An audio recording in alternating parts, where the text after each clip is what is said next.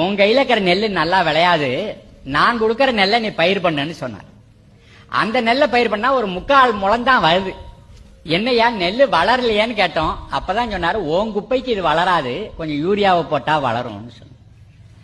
யூரியாவை போட்டா 2-3 வருஷம் விளைஞ்சது, அப்புறம் விளையல. ஐயா யூரியாவையும் போட்டாச்சு, இப்ப செடி வளரலையேன்னு கேட்டோம். அப்பதான் அவர் சொன்னாரு, யூரியா போட்டா காணாது, சூப்பர் பாஸ்பேட்டை போடணும் சொன்னார். அது 2 வருஷம் விளைஞ்சது, அப்புறம் விளையல. யூரியா போட்டாச்சு, சூப்பர் பாஸ்பேட் போட்டாச்சு, விளையலையேன்னு கேட்டாங்க. அப்பதான் அவர் சொன்னாரு, ரெண்டும் காணாதான், பொட்டாசு போடணுமா பல்கலைக்கழகத்துல சொல்லிட்டாங்க.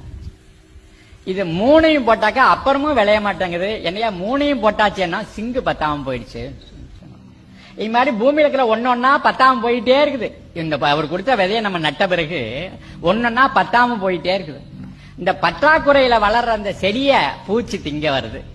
என்னையா கண்டது கடையெல்லாம் போட சொன்னீங்க, கடைசியில பூச்சி மேயுதேன்னு கேட்டோம். அப்பதான் அவர் என்ன சொன்னாரு, இந்தாங்க இந்த மருந்தை கொண்டு போய் தெளிங்க, பூச்சி செத்து போகும்னு சொன்னார். இப்ப அந்த ஜப்பான்கார் நம்மளை நிறுத்துறாரு. வேற யாரும் இப்படி யோசிக்க வைக்கல, இந்த ஜப்பான்கார் மட்டும் நம்மளை யோசிக்க வச்சாரு. என்ன சொன்னாரு, பூச்சிகள் நமது நண்பர்கள் இல்லையா, பூச்சி நமக்கு தேன் கொடுக்கலையா, பூச்சி நமக்கு பட்டு கொடுக்கலையா, பூச்சி நமக்கு அரக்கு கொடுக்கலையா, பூச்சி பூ பூவா போகுதே, அப்புறம் தானே விதையே பிடிக்குது. பூச்சி சிலந்தி பூச்சி வலை கட்டி வச்சிருக்குது, அதுல இன்னொரு பூச்சி வந்து சிக்குது, அதுதான் சிலந்தி பிடிச்சி சாப்பிடுது.